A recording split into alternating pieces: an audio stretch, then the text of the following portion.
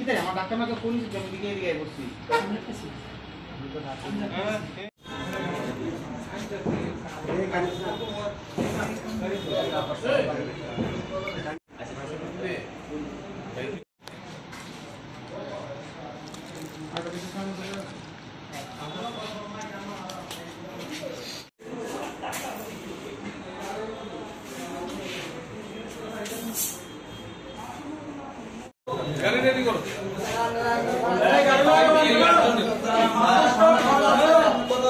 একজনকে টার্গেট করি, তার নাম হচ্ছে সুনীল দেববর্মা।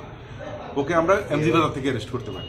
এমজি বাজার থেকে অ্যারেস্ট করার পর ওকে জিজ্ঞাসাবাদ করে আমরা এই চুরির মালের সমস্ত কিছু হদিশ পাই এবং ওর থেকেই মোটামুটি এই জেনারেটর মোটর ফোটর যা আছে এগুলি সব উদ্ধার হয় এবং তার বক্তব্য অনুযায়ী তার যে টোটাল গ্যাং আছে সেই গ্যাং থেকে আমরা টোটাল 6 জন অ্যারেস্ট হয় এই চুরির ঘটনা। তো এদেরকে আমরা যখন পুরো গ্যাংটাকে যখন জিজ্ঞাসাবাদ করে শহরের বিভিন্ন এলাকায় বিভিন্ন মন্দিরগুলিতে যে চুরি হচ্ছে সেগুলি খোঁজখবর নেওয়া শুরু করি। কেননা কিছুদিন পূর্বে চন্দ্রপুর একটা কালী মন্দিরে সেখানে একটা চুরি হয়ে মার গলার এই সোনার চেন চুরি হয়েছিল। তো জিজ্ঞাসাবাদ করার পর ওরা সেটাও ডিসক্লোজ করে এবং ওদের বক্তব্য অনুযায়ী আমরা অভিজিৎ দেবরাত এবং সঞ্জয় রায় নামে 2 জনকে অ্যারেস্ট করি, যাদের কাছ থেকে ওই সোনার চেনটি উদ্ধার করা হয়, যেটা ওরা ছিঁড়ে 2 টুকরো করে ভাগ করে নিয়ে গিয়েছিল।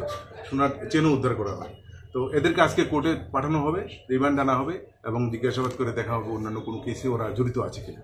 যে 15-20 দিনের মধ্যে আরো বেশ কয়েকটা চুরির কেস আপনাদের থানায় লিপিবদ্ধ হয়েছে, ওইগুলা কি কোনো কিছু? না, এর মধ্যে তো কোনো চুরির ঘটনা লিপিবদ্ধ হয়নি। একটা মাত্র চুরির ঘটনা যেটা হয়েছে সেটা নিয়ে আমরা ডিটেকশন করলাম।